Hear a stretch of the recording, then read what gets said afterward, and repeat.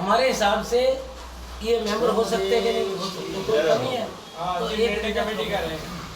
तो 20-150 आ गए तो अपन 50 को एक रिजेक्ट हो गया, 50 को मेंबर बना दिया, संस्था उनको मेंबर बनाएगी और नोटिफिकेशन बताएगा कि ये मेंबर और तब मेंबर फिर उनसे 100 रुपये की जो शुल्क रखी हुई है वो 100 रुपये की रसीद बाद में कटेगी, ठीक है सर।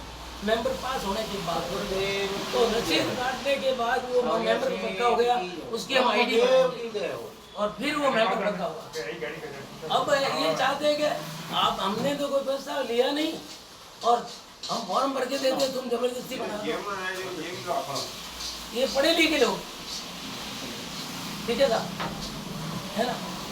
अच्छा ये तो बात हुई अब की, उससे पहले 5 पेज का विरोध दिया कि पुष्कर कमेटी ने ये किया है, वो किया फलाना किया ढीकरा किया, इनको कब अध्यक्ष बनाया, तो इनको विचार नहीं आता कि इनको अध्यक्ष बनाया। उस समय संस्था अनरजिस्टर्ड थी और 30 मेंबर हमने सेलेक्ट किए थे बॉम्बे से वगैरह सबसे भाग दिए जो परिचित थे, हमारे भी थे।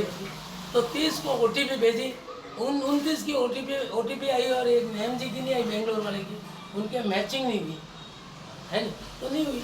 29 आदमी जो है ये लिखे हुए यहाँ हमारे रजिस्टर्ड संस्था के मेंबर है और ये जो मनोनीत सदस्य हैं ये मनोनीत किए गए हैं समाज सेवा के लिए, ये भी संस्था के सदस्य हैं, ठीक है ना। इनके अलावा एक भी सदस्य नहीं, न संस्था ने प्रस्ताव लिया। अच्छा संस्था का प्रस्ताव कब होता है, 2/3 बहुमत से कोरम जो है बना। कोरम का मतलब होता है कि 2/3 लोग आ जाने चाहिए। अब जैसे 120 है तो आप 12 में भाग दो तो 80 मेंबर आने चाहिए, 80-81 तो कोरम बढ़ जाए। अब उस उपस्थित कोरम में 2/3 वोटिंग से वो प्रस्ताव पास होता है। 80 का मतलब 75 मतलब 50 मेंबर आते हैं, 50 मेंबर यस करते हैं तो प्रस्ताव पास होता है कोरम का, तब जाके वो प्रस्ताव पास होता है, अन्यथा नहीं होता। तो हमारे हुआ नहीं और इसलिए बायलॉज में दिया हुआ है कि इस संस्था का चुनाव 5 साल में होगा। तो 27 जुलाई 2022 को हमने रजिस्ट्रेशन कराया, तो 27 जुलाई 2027 को ये वापस इलेक्शन होंगे और बायलॉज में दिया हुआ है कि संस्था स्वयं चुनाव कराएगी, बाहर से कोई डेलीबरेटली जबरदस्ती या इस तरह से करके कोई कुछ नहीं करा सकता। और ये संस्था अभी तक डिफंक नहीं हुई है। डिफंक का मतलब अनाथ हो गई, बाबू जी ने इस्तीफा दे दिया, यहाँ पे सब चले गए, कोई नहीं आता है, डिफंक हो गई, ठीक है ना।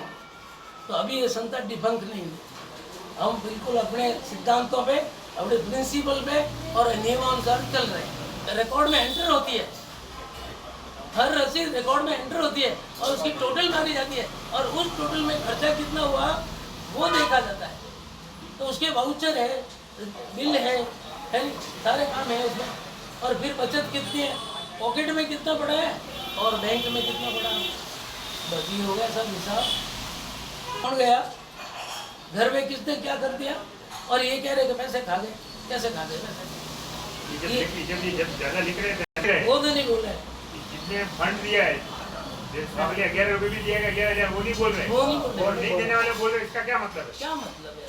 पेट के ये इन्होंने इतना काम कर कैसे दिया और कितने मजे किए होंगे, काश हम भी होते तो मजे करते ऐसा, तो मजे होते। मैं निवेदन करूँगा, अब ये 23 आदमी ने तो फॉर्म भरा, हमारे भी तो 30 ही मेंबर हैं और फिर हमने मनोनीत किया, इन्होंने अभी तक 101 बना दिए। तो मेरे भाई साहब एक और संस्था बनाओ ना, कोई बड़ा ढंग का काम हाथ में लो और करो, अध्यक्ष बनो, सचिव बनो, 3 अध्यक्ष बनो, 4 उपाध्यक्ष बनो, 7 सदस्य बनो, तो 2 कैशियर बनो, 10 सचिव बनो।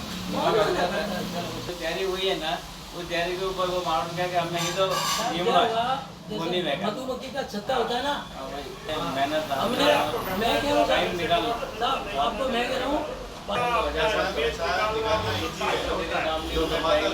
निकालना इजी है, लेकिन जो भागदारी होती है ना, जो उसके अलावा भी बहुत मेन होता है।